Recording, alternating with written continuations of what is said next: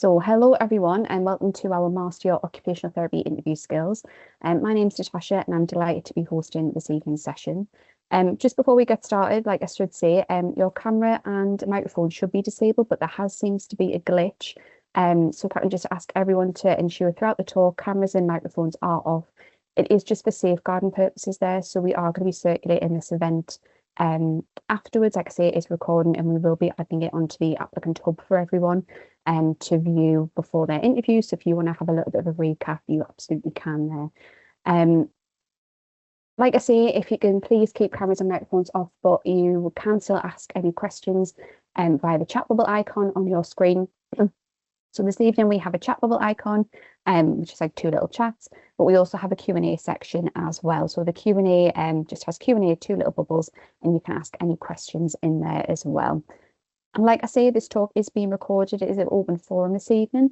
So if I can just please ask that if you are asking any questions in the chat or in the Q&A, please just don't share any personal information there. Phone numbers, email addresses, just like I say, this is an open forum. If you do have any personal questions, again, sort of referring you, in the past we've had questions around finance, we can always sort of share our student financial guidance email address there rather than sort of putting details in the chat.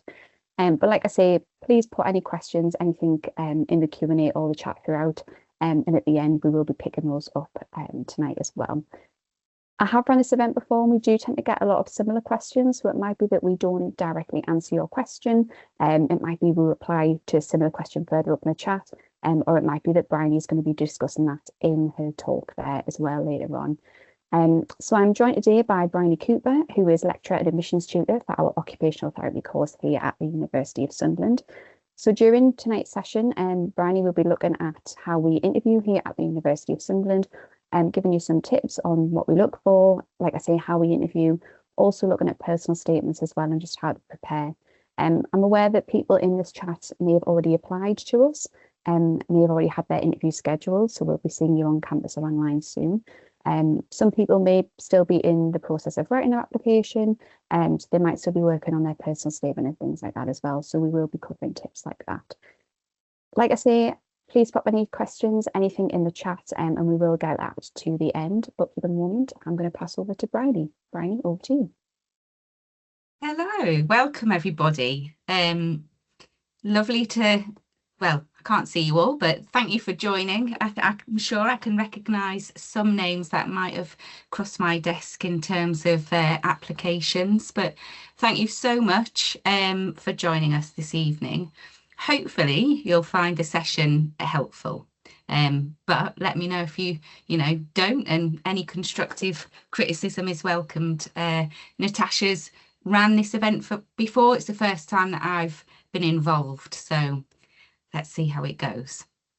So let's get started. So this is a session to support you with your occupational therapy interview. So I'll just run through what we're going to cover this evening. So we'll have a little think about why interview. Why do we, for occupational therapy, why do we have compulsory interviews for applicants onto the programme? I will go through the interview process. So what happens on the day and after the event. What we would look for in applicants. I will run through some of the things that we look out for in potential applicants. So give you some pointers there. I've got a few top tips, just general top tips around sort of preparing for an interview, but also around preparing for an occupational therapy interview. And then while I've got you, I've got some information just about our programme here at the University of Sunderland. So let's, oh, I've just swapped my screen, bear with me, there we go. Okay, so let's start with thinking about why do we put you through this awful, nerve-wracking process of an interview? Well, some of you might find it nerve-wracking, some of you might walk it and relish it. One of my friends actually loves interviews, loves the pressure, loves the challenge. I think the majority of us though find it really nerve-wracking. You feel like you're on the spot and under pressure. So why do we interview? There is a method to our madness. So basically, we're looking at your suitability beyond academic grades. So obviously you do need a certain amount of UCAS points to get on the course. But for occupational therapy, which is a people-centered, values-driven profession, it relies heavily on personal qualities, things like communication, professional behaviours, that you can't measure through qualifications. So if we interview applicants, it gives us that opportunity to consider and evaluate somebody's suitability beyond those grades. So what we can consider through the interview process is things like communication and interpersonal skills.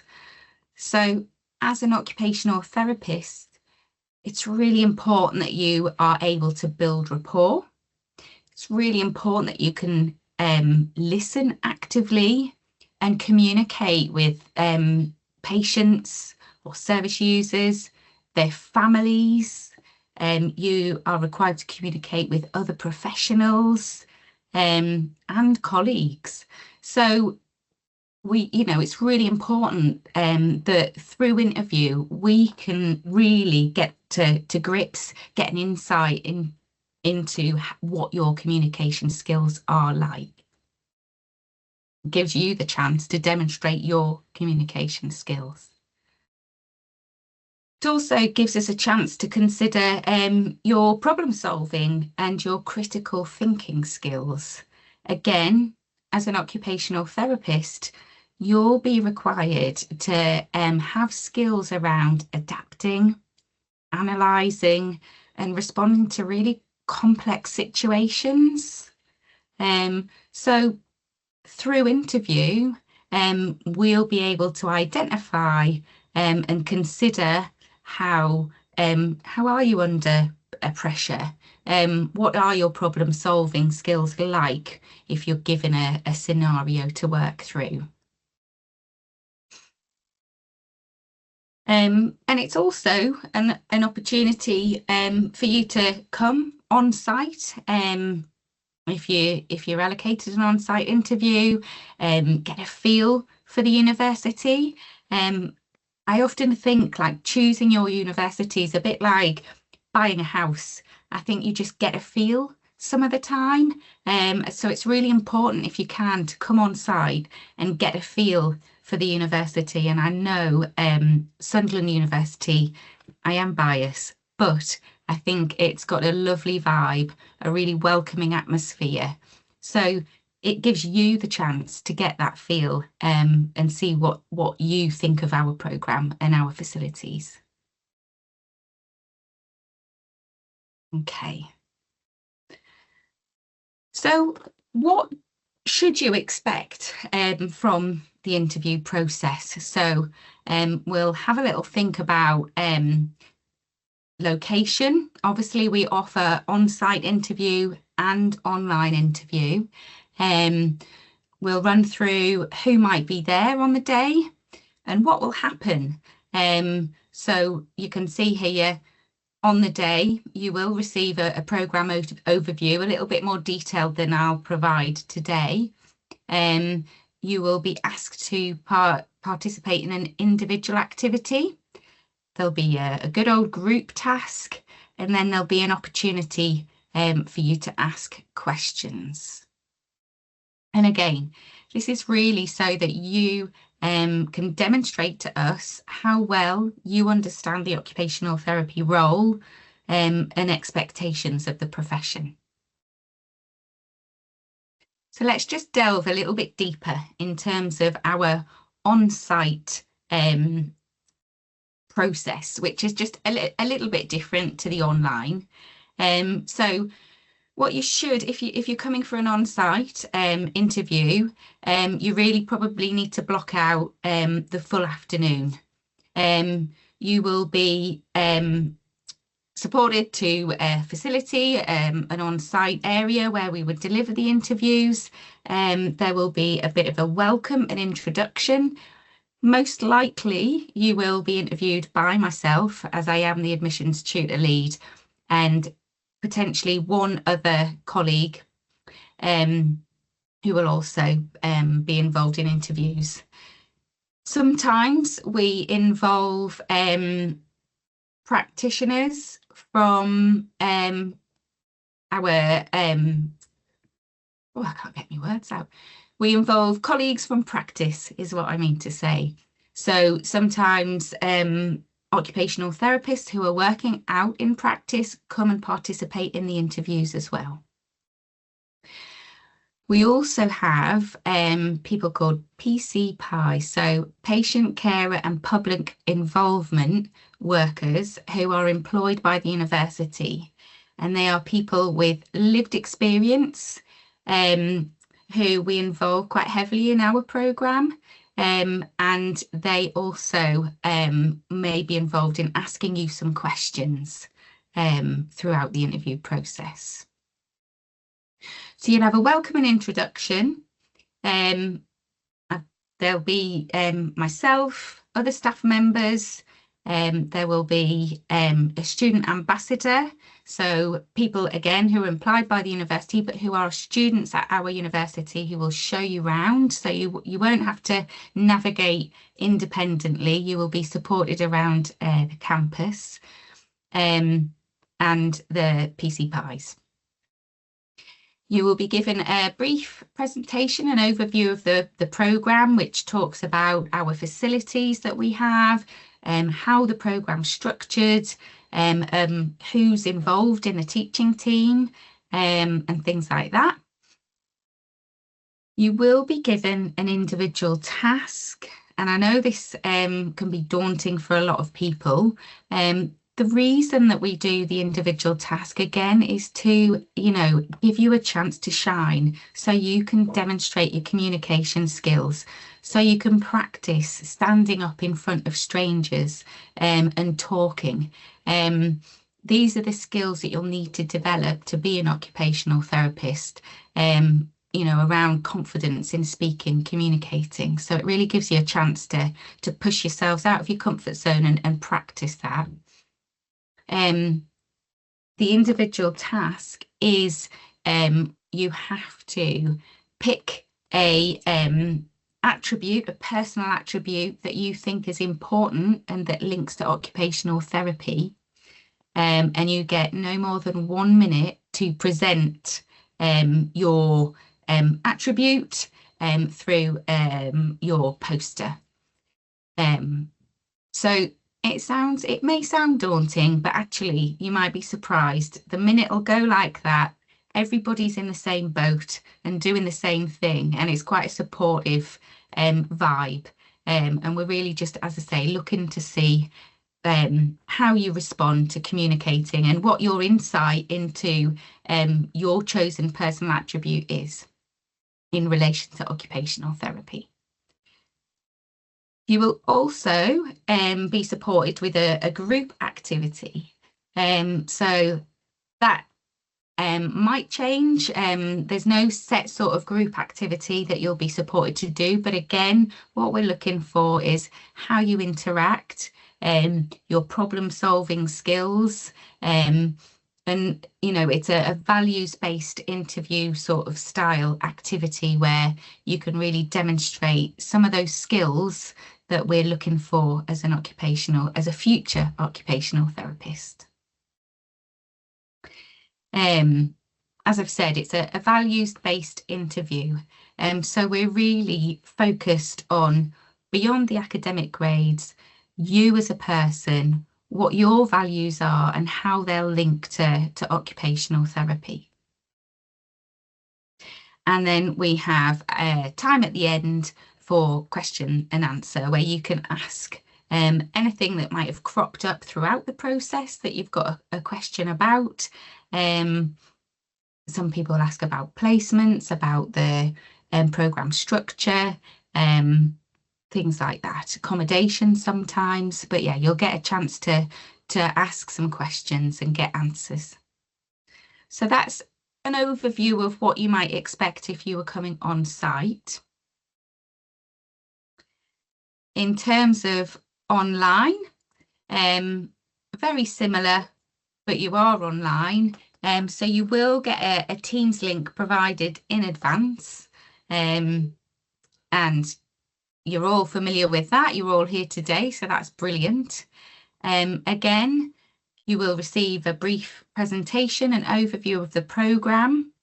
There will be the same people in attendance, so myself as admissions tutor lead, another one of my colleagues who will be participating in the interview. There may be a practice colleague supporting, and there will be a PCPI, so a member of our patient care and public involvement team. You will have to, again, prepare a PowerPoint slide that you feel demonstrates one of your personal attributes that link to occupational therapy, that reflect the profession. It needs to be one slide, and you'll need to submit that in advance of the online interview. And again, you get no more than 1 minute to talk through that and explain why you've picked that attribute and how you think it represents occupational therapy. Again, online, there will be a group activity. It tends to be what you're provided with a scenario and you're asked to problem solve around that scenario, maybe an ethical scenario. You're having to discuss with your people in your group and work through that scenario. And again, we're just observing and just seeing how you respond, seeing how you problem solve, seeing how you communicate, and taking all that on board. Again, there will be a chance at the end of the online for you to ask questions. So that is an overview of what to expect if you are offered an online interview and what to expect if you're coming on site. So what happens after the interview? So your application's reviewed and a decision is taken to either offer or decline. And if you aren't successful, you are provided with feedback. And, you know, I encourage you to look into that. You can ask for further discussion or direction, but we tend to provide fairly comprehensive feedback. Sometimes it's just around, you know, you haven't quite demonstrated the attributes we require, but, you know, we might say, if you go away, do this, this and this, we would love you to reapply in the future. So sometimes it might feel disheartening, but, you know, we try and offer constructive feedback and don't give up if it's something that you're wishing to pursue a career in.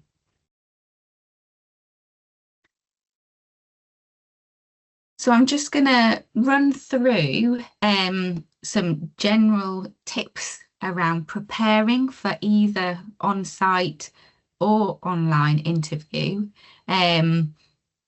Preparation is key. So in general terms, do your research around the profession. There is a wealth of resources out there that you can look at to prepare yourself. To find out around the profession, the career.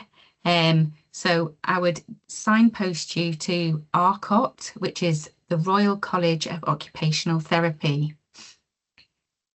They have a wealth of information around the profession, and you can have a good mooch around their site to have a look at all the available resources there.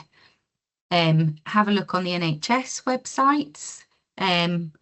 around, you know, different careers. Have a look at job adverts, and definitely make sure you're orientated to the University of Sunderland web pages. You can find out lots of information about all of our staff who work on the programme. You can find out about the university and all the facilities that we've got, and find out about the area, about Sunderland area, to find out if it's the place for you.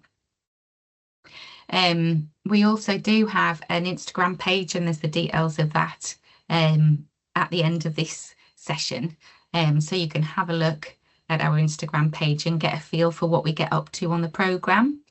So do your research. That's one of my top tips. Again, I've mentioned that it's a values-based interview. So what we mean by that is we're looking for you to demonstrate those values that align with occupational therapy. So you need to think about, how am I going to get that across? How can I demonstrate that I've got skills around resilience, that I can be empathetic, that I can communicate well? So make sure you prepare examples from, you know, your already work experience, prepare examples from study, if you do any volunteering, from any life experience. Occupational therapy is all around transferable skills. So if you don't have direct work experience around linked to occupational therapy, think about those attributes that are required by the profession and see where you've demonstrated them elsewhere. Are you a member of Scouts or Guides, or are you involved in any community groups? You know, try and pull out some of those roles, responsibilities and qualities that you have that you can demonstrate. But if you come to interview with things already stored that you can prepare, that you can just then quick fire bring out to demonstrate, that will stand you in good stead, so that you don't have to sit and think and feel like you're being on the spot. Think about 3 or 4 key attributes that you can demonstrate from previous roles or current roles, that you've got there, that you can pull out of the bag to really show us what your skill set is. I know it's really corny, but another top tip is role play. Practice speaking to anybody, to yourself in the mirror, to your dog, to a family member, a friend. The more you practice, the better and more confident you will be under that pressured situation. So, you know, why do you want to be an occupational therapist? Practice it. What are your strengths? Practice it. You know, practice talking about it, and then you'll become more familiar, and you will come across as more confident and deliver a more polished interview. Think about, how have your experiences shaped your interests? Again, that's around preparing examples. But yeah, find a willing victim and just practice. That's another really key tip. I think that leads in, you know, practice your own thoughtful questions. So we don't want questions for the sake of questions. So think about something that you want to ask, but make it meaningful. You know, and it might be around placement. It might be around asking about other student experience. But you know, make it meaningful. Don't just ask questions for the sake of it, but come along with maybe 1 or 2. They might be answered throughout the day, throughout the interview process. They might not, but if you've got something prepared, again, you're not putting yourself in the position where you're feeling a bit on the spot. Make sure that you bring your documents. So we always like to see identification. Always advisable to bring a pen, a notepad, maybe a drink of water, and obviously if you're coming on site, your individual task. So you'll need your poster presentation.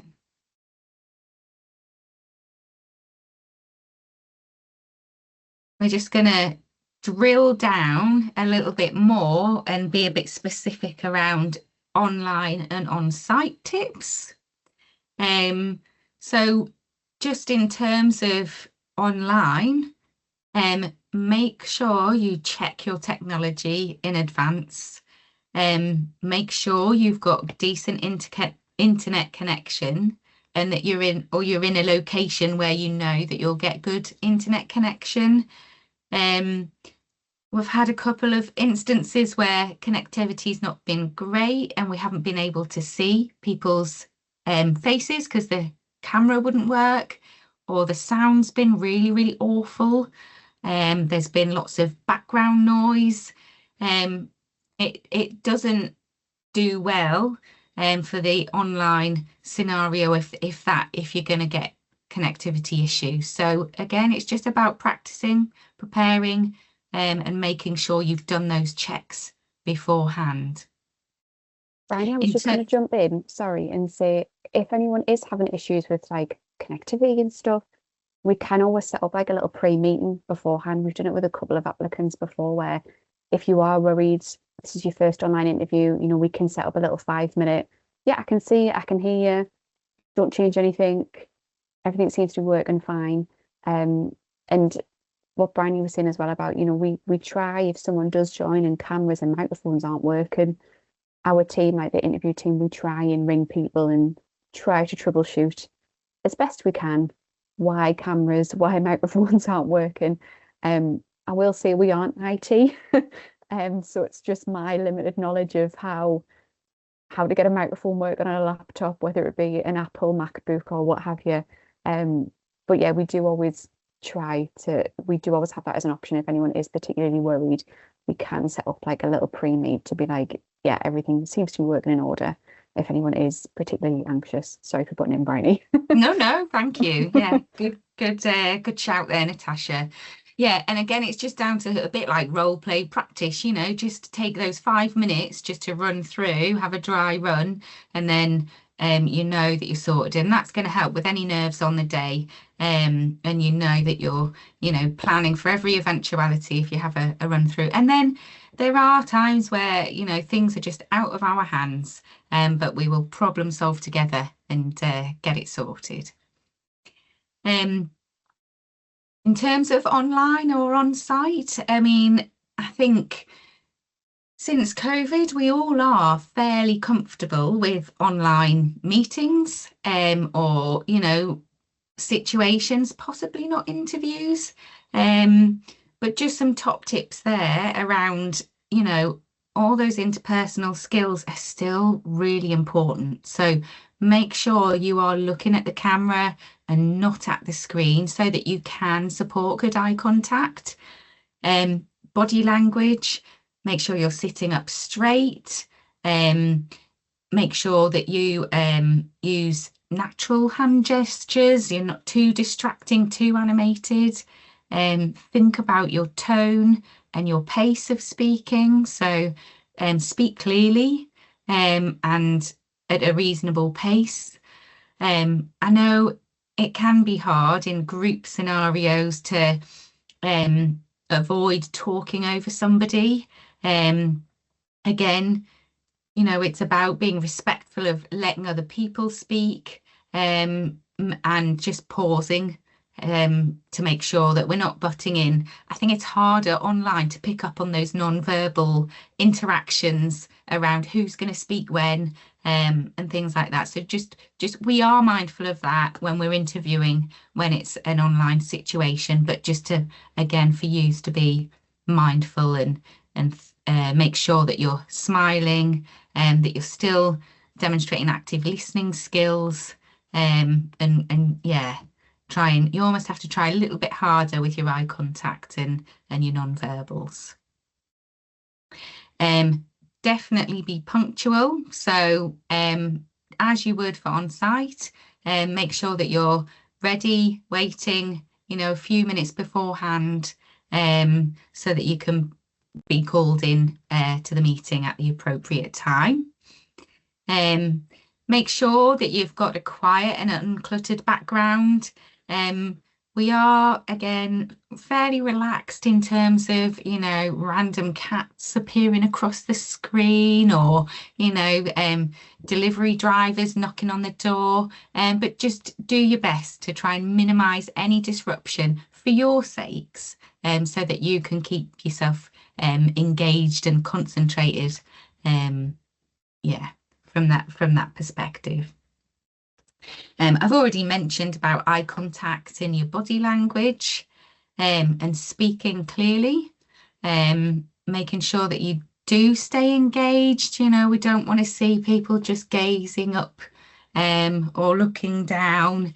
Imagine that you are in the room, that you are on site, and really key into those interpersonal non-verbal sort of skills.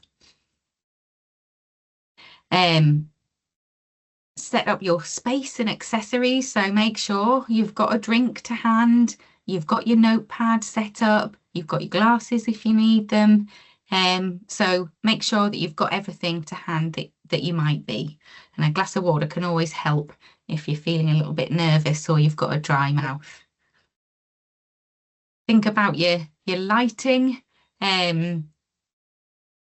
in terms so we can see you as well. If it's on an afternoon, it's getting dark at goodness knows 3:30 these days. So think about the lighting in your room as well. And again, it's a professional interview. We would like to see a professional appearance that's reflecting who you are. So as you would when you're coming on site, dress appropriately. So yeah, and then it's lights, camera, and action. Just make sure all of those you've prepared for, and we should be good to go.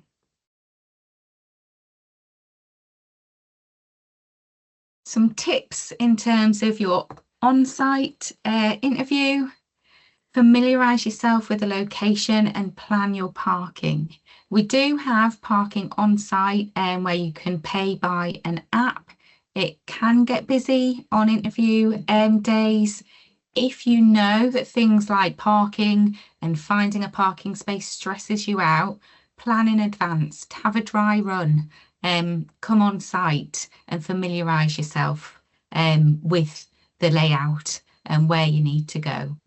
Oh, and yeah, we do provide free parking permits for you to come on site. Again, be punctual. You don't want to stress yourself out by trying to turn up late and rushing around. We do have a couple of cafes on site, so you can get here early, grab yourself a drink, and make sure that you're not rushed and stressed. Again, those in terms of how you present yourself, sounds horrible, doesn't it? But you've got to be mindful that you're being observed from start to finish. Even when you're coming on site, you're supported by your student ambassador. They will be providing feedback, potentially. We are looking constantly for appropriate professional behaviours and attributes. So just be mindful of that. Think about your body language. Try and be positive, smiley, speaking clearly. Again, the same as online. Stay engaged. We don't want to see gazing out the window or yawning or eyes rolling. You're there to show us your best self and show us that you've got the attributes to be a good occupational therapist. Avoid distractions, so put your phone on silent. And yeah, again, don't forget things like your documents, so your poster, your individual task poster, any identification, things like your pen, notepad, bottle of water, those practical things. And dress smartly. It is true what they say, you know, if you dress to impress, and if you feel smart, it will impact on how you present on the day. What have we got next? Okay, so we've done some of the generic around, you know, tips for coming on site, online, those general sort of interview skills.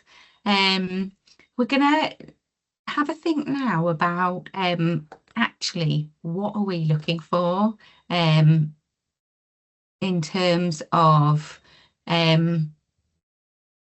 what do we want to see in you in terms of your skills around being a future occupational therapist. So we're looking at those personal values, behaviours and motivations that are going to align with occupational therapy.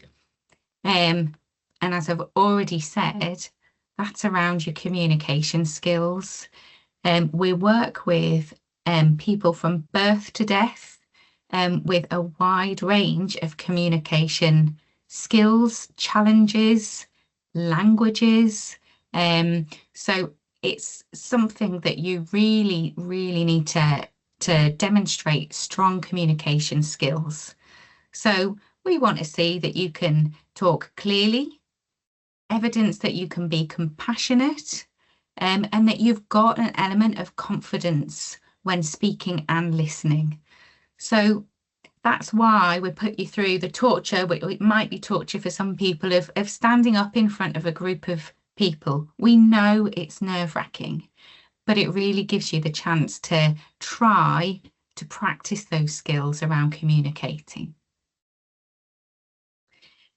We're looking for empathy and compassion. So as an occupational therapist, you need to be able to understand and support people facing challenges. And core to our profession is really being able to understand it through the lens of that person. So again, these are skills that are really important as an occupational therapist. So think about, how might you be able to demonstrate, how can you show us that you've got those skills? And that links back to think about what experience you've got, and draw out a couple of examples so you've got them prepared, that when you're there in the interview, you'll be able to just have things in your toolkit that you can relay. We're looking for your ability to be self-aware and that you're able to reflect. Again, two massively important attributes required to be an occupational therapist.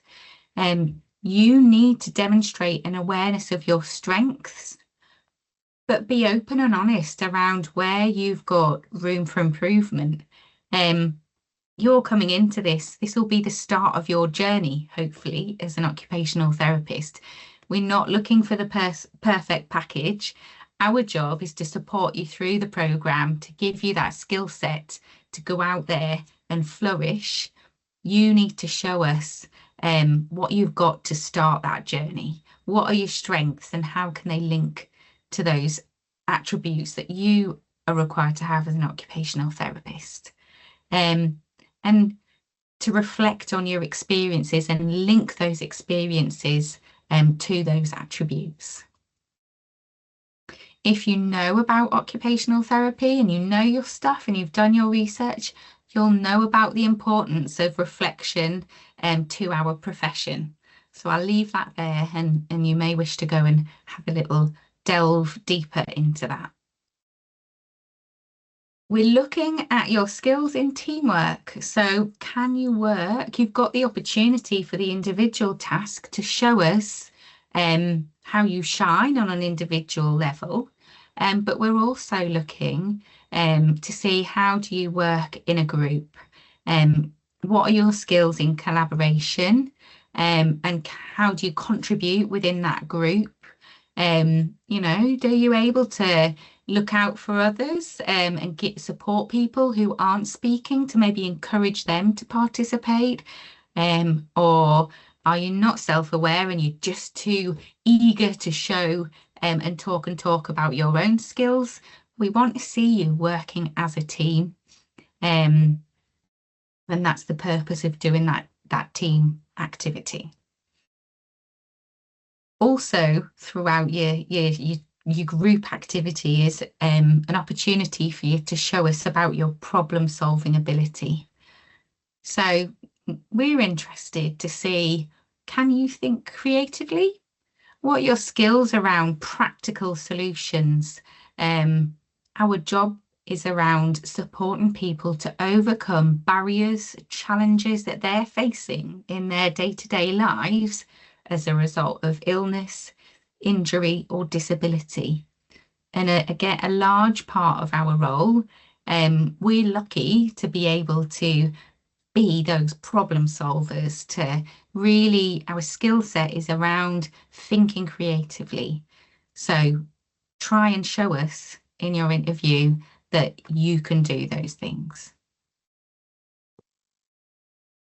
So that's this slide I think is really key in terms of if you would like to think about preparing some examples or how you are going to focus and present yourself. Think about your communication skills, think about empathy and compassion, your abilities around self-awareness and reflection, teamwork skills, and your problem-solving skills.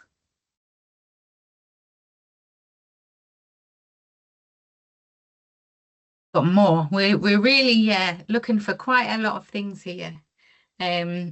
So in terms of, sorry, just click that off. Further skills that you might want to focus on. It's really important as occupational therapists that you are able to commit to helping others. See if you can demonstrate a genuine motivation to support people to live meaningful, fulfilling lives. A big part of our role is supporting behaviour change, supporting people to motivate themselves to regain function or engage and participate in those daily activities that they want to do or that they need to do to live a meaningful life. Show us, your motivation for wanting to come and be an occupational therapist.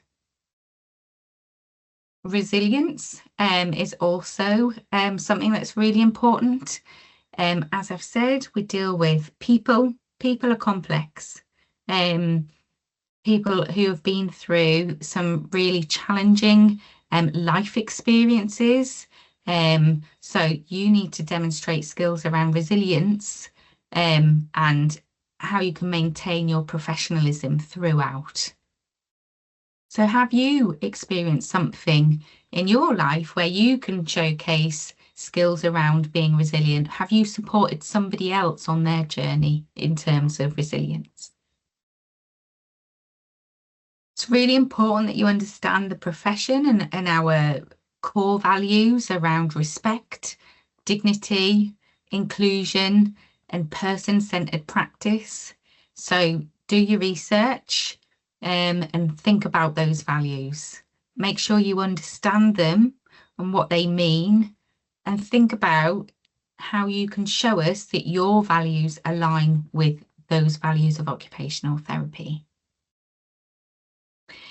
Again, I think I've touched on this, but tell us why occupational therapy? Why is it the career for you? And think about it as being a sales pitch. We're really interested to know, why do you want to come and be part of this life-changing profession? So tell us, and make sure it's meaningful. But yeah, share why you want to be an occupational therapist and that you understand the breadth of the role.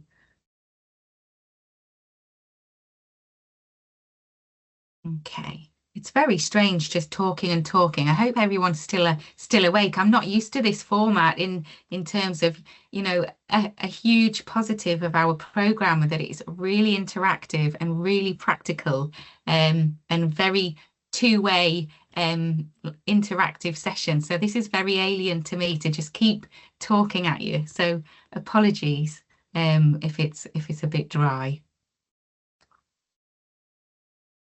So I went out to our lecturing team, so and got some tips from the academics. So we're a really diverse bunch. You can see my mugshot there. And then next to me we've got Nina, who's been part of our lecturing team for she's one of the OGs. She's been here a number of years. She's got a wealth of experience and background in stroke rehabilitation, so neuro area. Chris, who's next, again, he's a bit of an OG and taught at Teesside prior to Sunderland, and he's got years worth of experience in academia. But prior to that, had a learning disability background.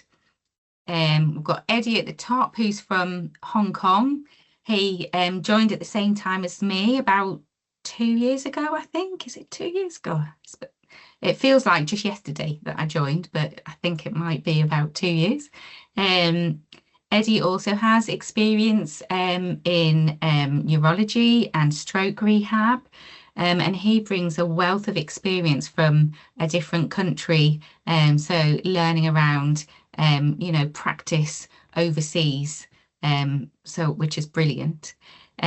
Paul, who's just joined our team, like just a couple of months ago, he's from Ghana again, so brings a wealth of experience from another culture. And Brett at the bottom there, he is definitely an OG as well. And his background is in mental health, and he's worked in the forces, so brings a lot of experience there. So I went out to ask and said, so if someone was going to come to you and say, what's your top tip for an applicant for occupational therapy, what would you say? So Nina said, be yourself, not someone that you think we are looking for. Which I know is a bit contradictory when I've just given you a long list of things around this is what we're looking for. But hopefully, if you're coming into our profession, you're choosing a career in occupational therapy, your attributes are naturally going to align to that. So just be yourself and shine. Chris said, we don't expect you to know everything about occupational therapy, but we do want to learn more about you. So be ready to share a little bit about yourself. So try and make it personal, you know, tell us why you're interested in the profession and bring in some of those examples from your own experience. Paul said, check out the Royal College of Occupational Therapists website because it's got lots of useful information for your interview preparation. So that's already been noted in the session tonight, but hot foot it over to there. You just type in ARCOT and it'll bring up their website. And Brett said, try and answer questions with real examples. So in a values-based interview, we want to understand you, not test your knowledge. So if you're asked about teamwork, describe a specific time you worked in a team, the role you took, and how you contributed. Don't give us a general definition of teamwork. So there's some tips from the academics and a little bit of an introduction to some of the team. There are others in the team, but I couldn't fit them all on the slide, so they didn't make the cut. And here we'll have some tips from our experts. So I managed to put under pressure some of our students and bribe them. No, I didn't. They were all really keen to share some of their top tips. So I'm hoping I did do a dry run to check that the sound will work, but please thumbs up profusely if the sound doesn't come through, okay? So here's a few of our students who wanted to give you some tips. They are our level 4 learners, so they've started in September, and they were reflecting back around some of the things that they think are important. Don't stress and keep smiling.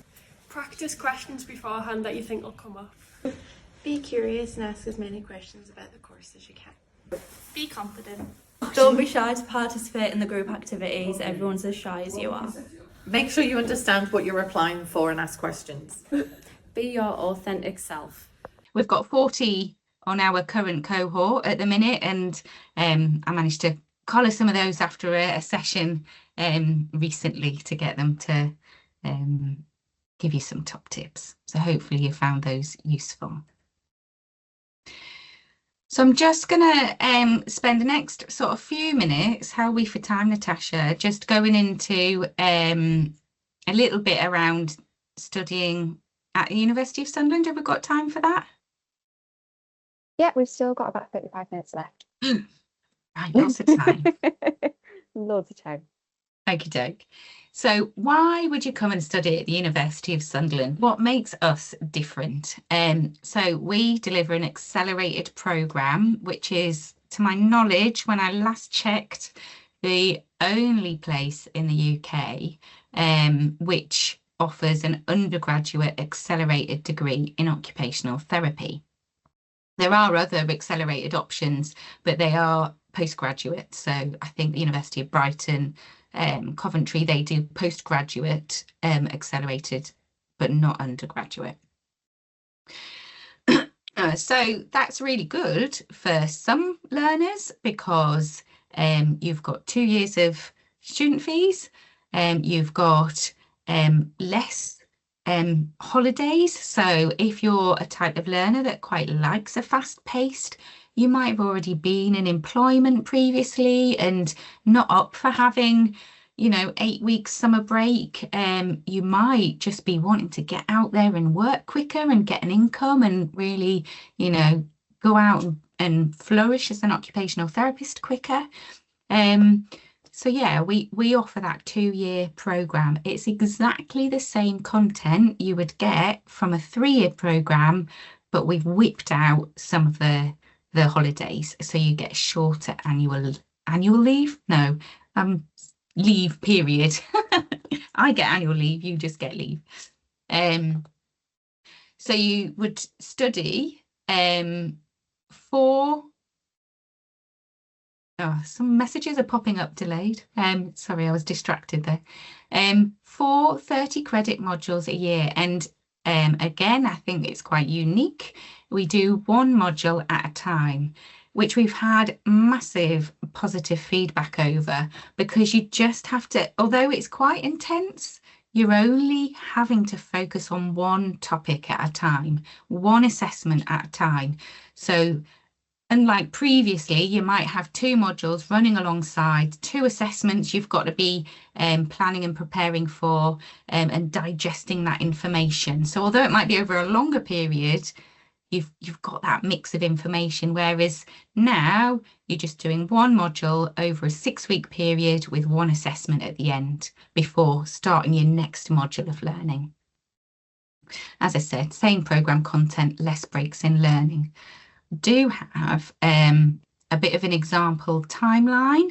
I don't know if anybody would be interested in seeing that, or if you would just rather catch it on the link. Oh, I've got a yes there. Let me see if my technology is going to let me open this.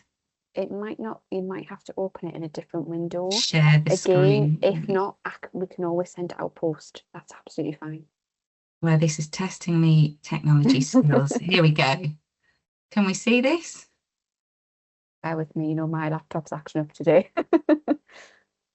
Some people might be quicker. I can see that, yeah. Fabulous. So this is an example, and I can't fit it because it's linear learning, so we're doing 1 at a time. It's really difficult to get a visual on one page of everything, but I will scroll slowly, and you can just get an eyes on of an example sort of start date modules and things like that, but don't take this as gospel. So you can see we would generally look to start around the 16th of September, and that would be your induction week. Then you have 6 weeks of learning for your first module, which at the minute is Human Occupation Foundations for Practice. At the end of there, you have Practice Placement 1, which is a simulated ward week, where we have amazing facilities where it's an actual, you walk in and it feels like you're in a real mental health ward setting, or that you're in a real physical ward setting, and you're provided with opportunities to interact, and just like you would be if you were in a real hospital or mental health or community setting. There are our wonderful PC Pies there. I mentioned them earlier. So people with lived experience. So you're not having to role play with a partner. You're actually being able to gather occupational profiles from our PC Pies, who are a wonderful bunch and all love coming to work and supporting students on their journey. Then you go into your second module, takes you up to Christmas, which is called Developing Skills for Evidence-Informed Practice. You get 2 weeks off at Christmas, there's university shutdown, and then we're back in the first week of January, where you start your learning on your third module, Human Occupation and Biopsychosocial Put My Teeth In Factors. Then we hit the next module, which is Occupational Narratives. That's the module I'm leading on. So I'm busy getting all the I's dotted and T's crossed for that one coming up. You'll get 2 weeks off at Easter. Then you will start Practice Placement 1, which is a 7-week placement, starting around the 13th of April, or, that's like University Week 38. You get a week to sort of do your consolidation, and then you would start into your next level of learning, where you might look at applied research and methods throughout the summer. You'll go into your next module, Personal and Professional Development Level 2, before hitting your summer break, which is 4 weeks instead of goodness knows how many you would get.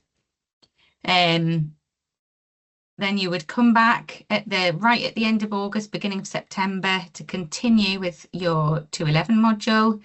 And you can see, again, it just follows the same pattern.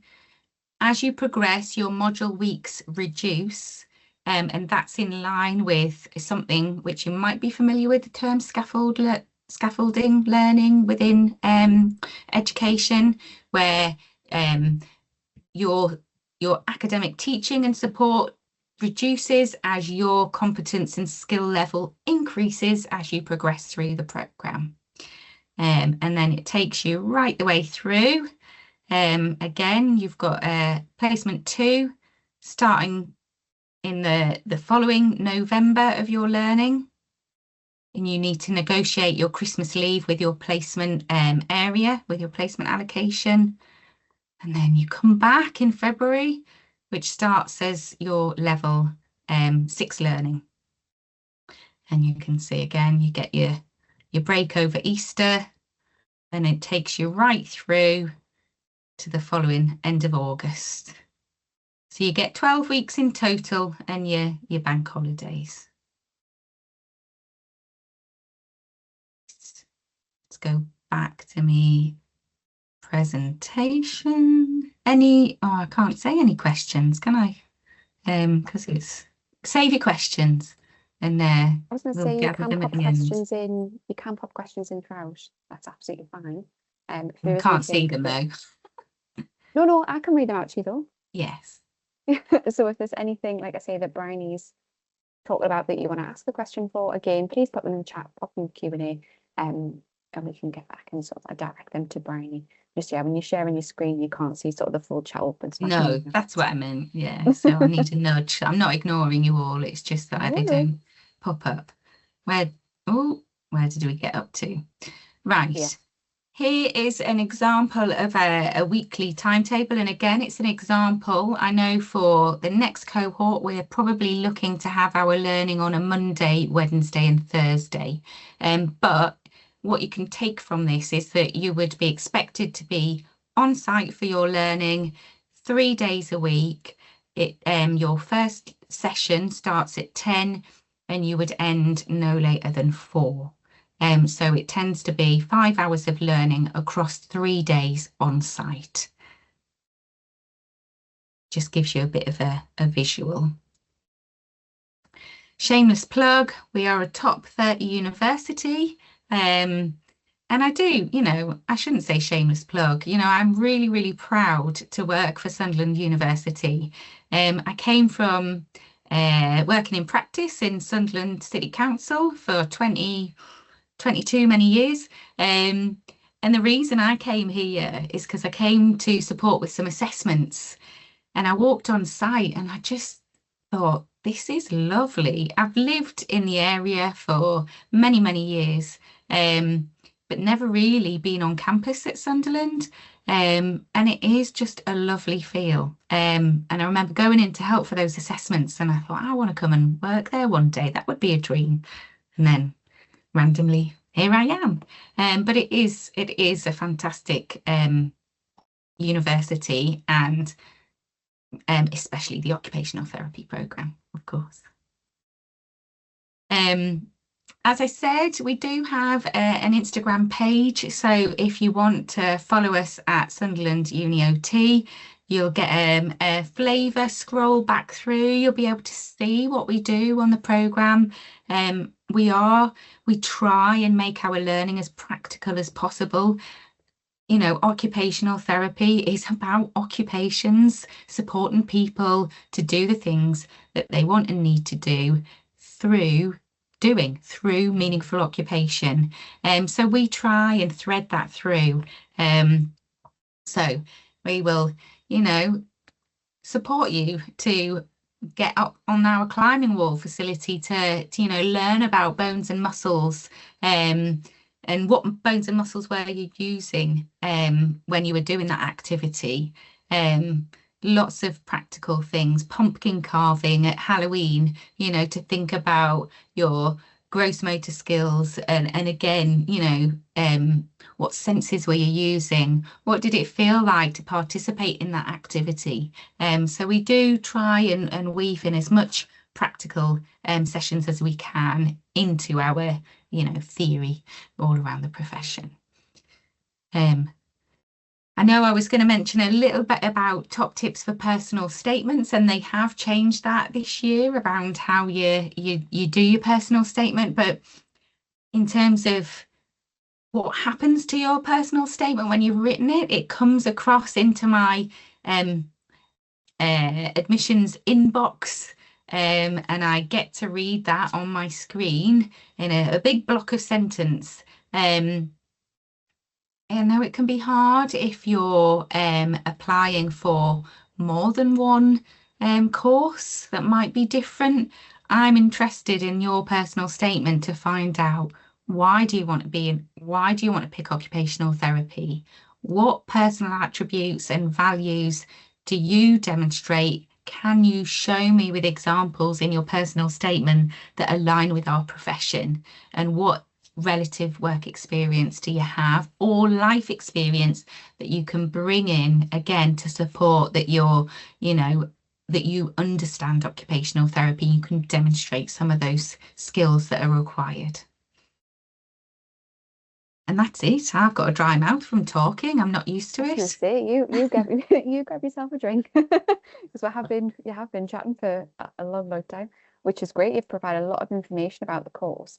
Like I say, if anyone does have any questions, please pop them in the chat. I have been popping in links throughout the night as well. So if you want to open those later, have a look at sort of once the talk's finished, please do. I have just popped a link in there as well, because if anyone hasn't been on the UCAS website recently, they have sort of recently done, I guess, dedicated web page to certain courses that people are applying for. So there is one, it is pulled it all together. I don't know where they've pulled these from, but it's counselling, psychology and occupational therapy. And within there, again, that's from UCAS. They've put little hints and tips in there about, you know, what you can include in your personal statement. Obviously, a lot of what Bryony's talked about today about the interview also, you know, is relevant to personal statements as well, into sort of what you can pop in there. We are as well, just before we get started with the Q&A, just going to pop a little feedback form. It'll pop up on your screen. If you could just take a couple of minutes just to fill that out, just so we know if you found this helpful. Is there anything else we can improve on for next year? There you go, thank you. So just popped it in the chat there for us. It is just 5 little quick questions. If you wouldn't mind just filling it out, or wait until the end there. So, like I say, we have had some questions come in. One of them was around, do you bring a poster, or do you do it on the day for the interview? So for in person, you can bring a poster with you. We have said, if you don't have access to a printer, you can always email it across to us. So it's applicant.interviews@sunderland.ac.uk. You can email it over and we can print it off for you. I would ask if you can do it sort of, you know, a couple of days before, the day before, just so we've got it sort of ready waiting for you there. Oftentimes, if we get it sent across in the morning, we might not have time to be able to print it. So just make sure, as Bryony said, you've got everything over to us as soon as you can there. If And it's we're just, for... oh, Sorry, go sorry, ahead, Bryony. Natasha. No, go ahead. The joys of being online, you can't like put in, can you, as easily? We're just looking for, you know, an A4 sized poster that demonstrates a personal attribute that aligns with occupational therapy, and, you know, think about what I've talked about and see how you can demonstrate creatively or, you know, thoughtfully why you've picked that. I just got distracted by a question coming in. No, but they yeah, keep popping up. It's fine. you don't have to, we're not looking for, you know, all the PowerPoint jazz of thing. If you're doing it online, just a still, what's the word I want? Just a still shot, you know, don't get carried away with trying to like make it look big, Add the pretty, transitions. and yeah. Yeah. I was going to say as well, it doesn't have to be printed. It just says a poster. So I think we've had students in the past that have like collaged it and like handwritten. It doesn't have to be printed. And for online as well, I think we ask if you can send it over in advance to Bryony or to our team, just in case you have issues sharing, we can sort of upload it on your behalf there as well. I was going to say something else now, and I can't remember what. It will come back to me. We have had a question. Do I think it is we as students have to arrange our placements, or do we have someone who guides us, arranges this for us? Does Nina still arrange placements? We have a placement queen called Nina, who you saw in the mugshots. She's got a responsibility for sorting out placements. So what happens is you're given a bit of a form to fill in around like any special preferences. We always try and afford a physical setting, a mental health setting, and another setting. So to give you a range of experiences, it is a logistical nightmare. I do not envy Nina for having that responsibility. But you're asked around, you know, like any travel arrangements. We try not to arrange a placement more than an hour's travel time, but there are some exceptions. So yeah, you're asked for some information to help us try and juggle the best thing. And if you've got an absolute desperate need already, that you know that you want to work in paediatrics and you're desperate to have a placement in paediatrics, we try and arrange that, but we also try to support people to understand, you know, placements is around, you know, all learning experiences, and it's not dependent on a setting. We've had people desperate for pediatrics go there and actually have a complete change and decide actually that wasn't what they would like to focus on. But yeah, Sometimes I so think it's there just is going and someone else that will experiencing it. support it. Hmm. Sometimes I think it's just go and experience it. Because again, as you were saying, like if you are considering any university, go and see it and Yeah, go and get a feel for it. Because you might rock up, never been to an open day, might rock up there and think, oh, this is not for me. So we always sort of advise, and obviously for us as an interview program, maybe you are invited to an on-campus interview. We have open days, we have offer holidays throughout the year, so you can come and get a feel for what it's like here as well. Oh, that's what I missed, didn't I? I should include that on the slides. Definitely come.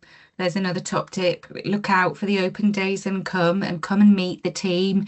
Come and ask questions and have a look around. That's really stands you in good stead because it shows that you're making an effort to come and demonstrates commitment to the programme.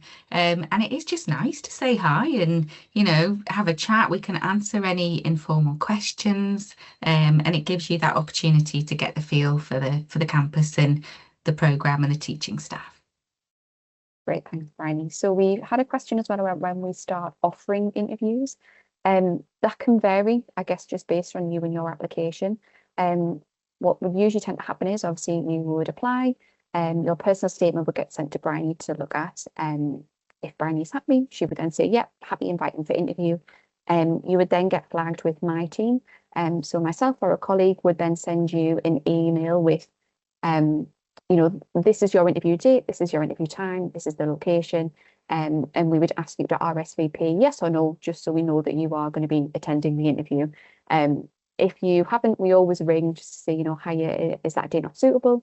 We can always, change that around if you are struggling to get there. If you've got other commitments, that's absolutely fine.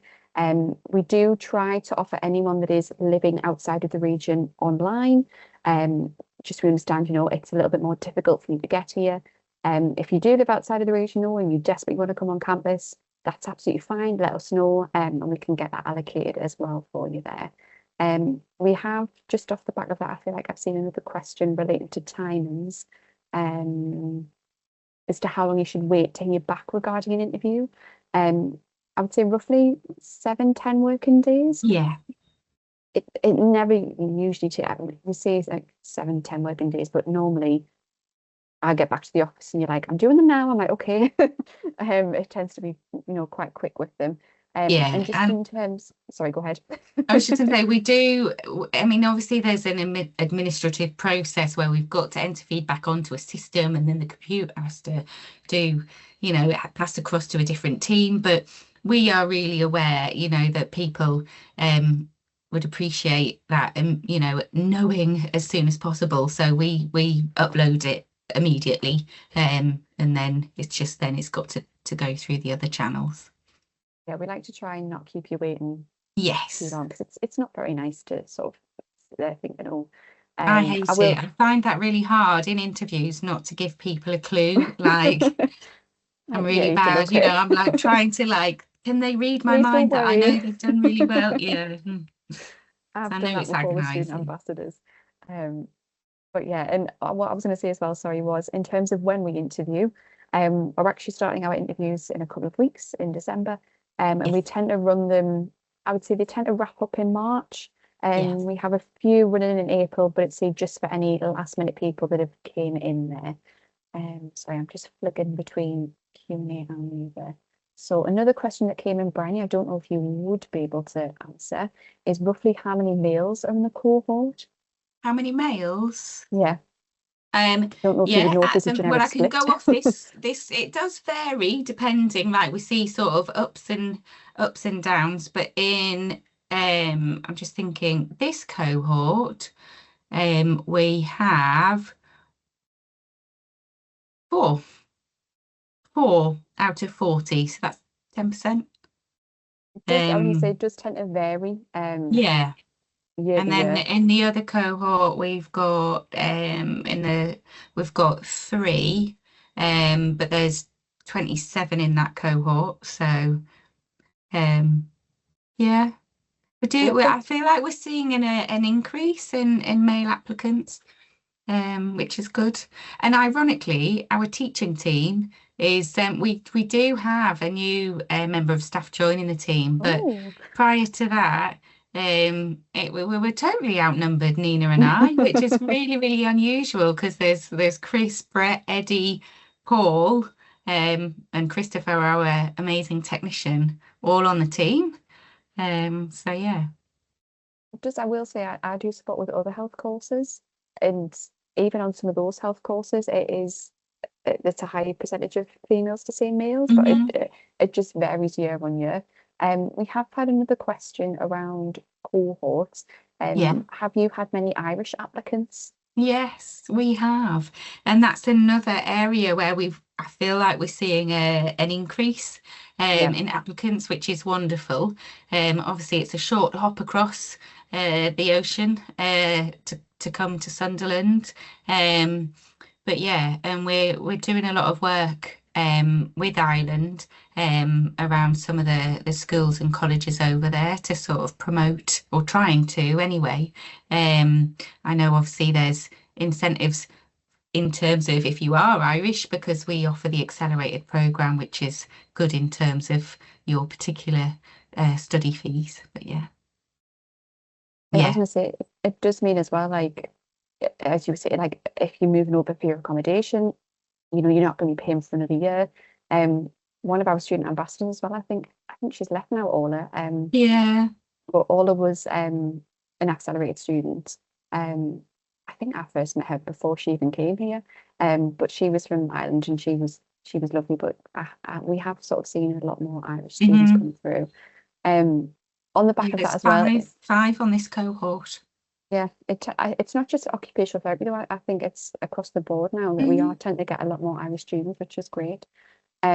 Another question as well, it hasn't necessarily been asked tonight, but I know when I've done other events like this, it does tend to get asked, is if there's anyone seen watching who is classed as a mature student, is there a mature students on the program? Does it tend to be more younger students, 18? Is there like a fair split between them?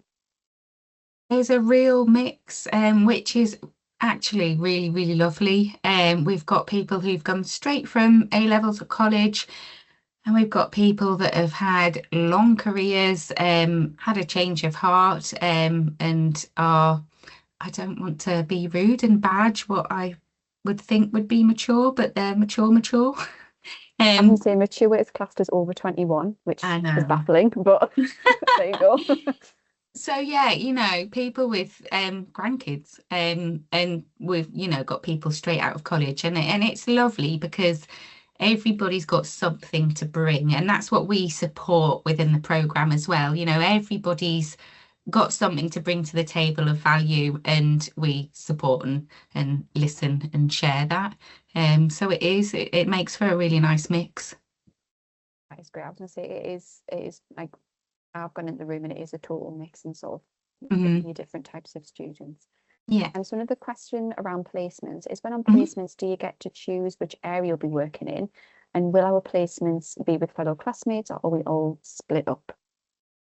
At the minute, the way it works is that you tend to be split up. There might be, if you're in a big trust, two of you in the same trust. Um, but at this stage, I'd never say never, because we would love to get our practice colleagues to take two students at a time and do that sort of practice placement model. But at the minute, you tend to go out in isolation. But there could be other people in the same trust. Another question about placements, we Mhm. we do get a lot of questions around them, is there an opportunity to do placements in Ireland? Good question. We are really trying hard to branch out, and I know there's lots of meetings happening at the minute to try and facilitate that. So as it stands, no, but I'm feeling quite positive that we might be, if Nina gets her way, and as I say, she is the most magical placement queen, that we will be able to support that. Great, thank you very much. Another question is, what is the maximum amount of students will be taken for the next cohort? What's the what? Sorry, Natasha, I didn't The catch that bit. maximum, and I can't speak now, the Maximum. maximum amount of people do you think will be on the next cohort? Again, another question. It's something I feel like is a little bit out of our control. I know that we've got like a placement cap number, but I'm not entirely sure that certainly I can control a maximum. It's one of those flux things that depends on yourselves as applicants and UCAS points and things like that. I imagine it will be around 40 to 45 would be the maximum, but please don't quote me on that because it's not something I can control. But yeah, it would probably be around that is my guess. Which is it's still, you know, when I first started, we had cohorts of 27 and some of the original accelerated was just 12 and our apprentice learner group, because we also deliver on an apprenticeship route, was 5. And it just felt so lovely and cozy, and I was a little bit daunted thinking 40, oh my goodness, because where Eddie comes from, they would have, you know, 120 in each cohort. He didn't even know the names of them, and that's what drew me to Sunderland, is that it's a really sort of personable sort of supportive environment. You do know your students, they know you. You will get to hear all about my dog and my feral children.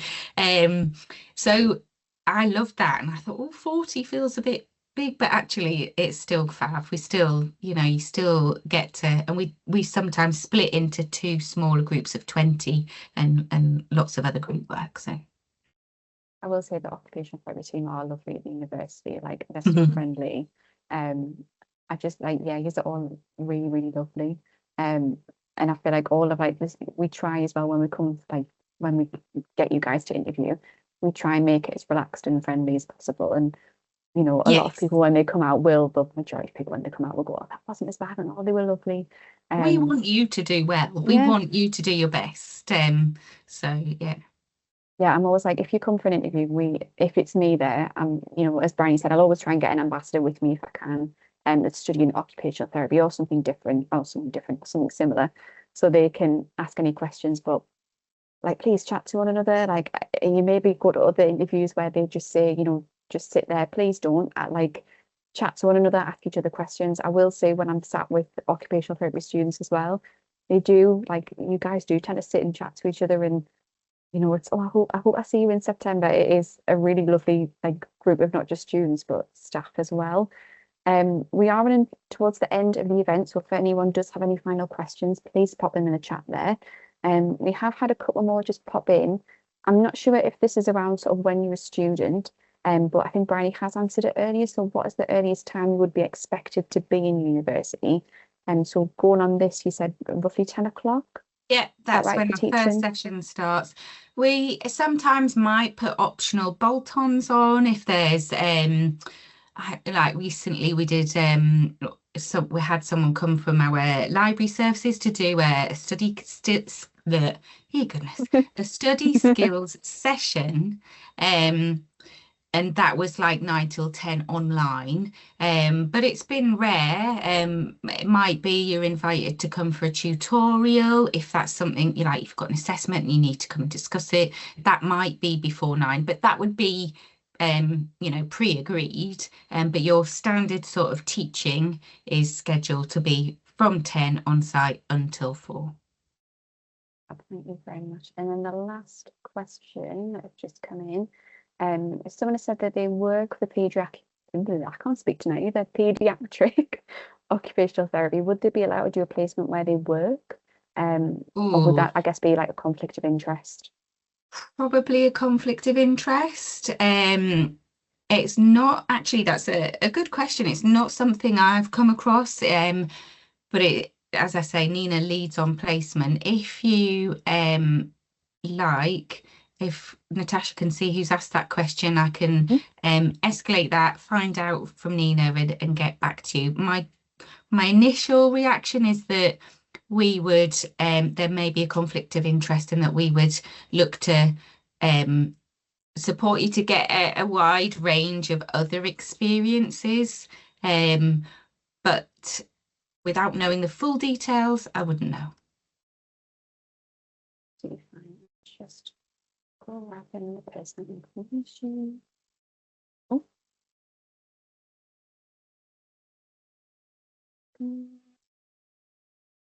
Sorry, I'm just making sure that I've sent it to myself so I know where it is.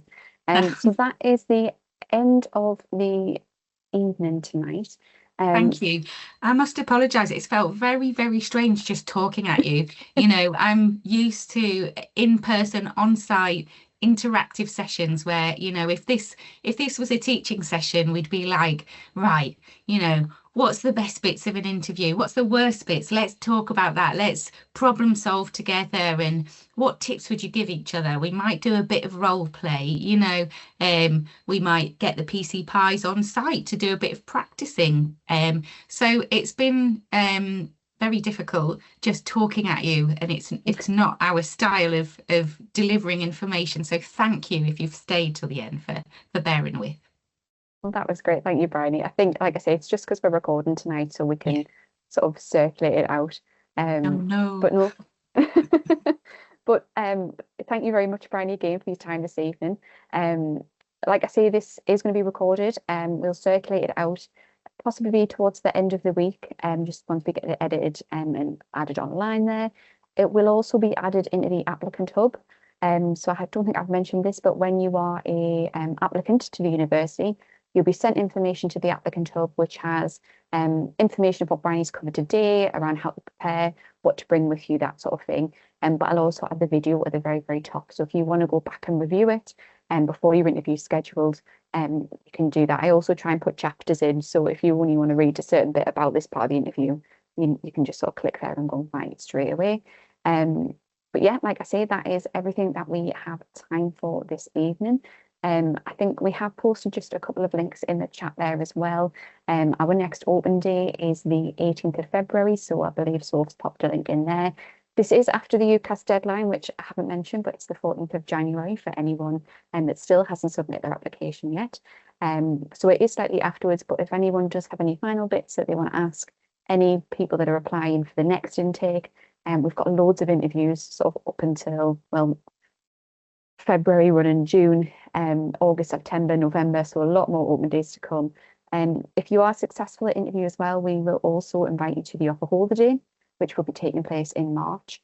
You can come along. We are doing an interactive taster for occupational therapy, so basically almost like a day in the life of a student, what to expect, but it'll be from you'll be with other people that have also been successful, and they'll be in your cohort hopefully as well there. But like I say, thank you very much for your time this evening. We hope you enjoyed it, and we hope to see you on campus soon for your interview. Thanks, everyone. Definitely. Thank you. Take care.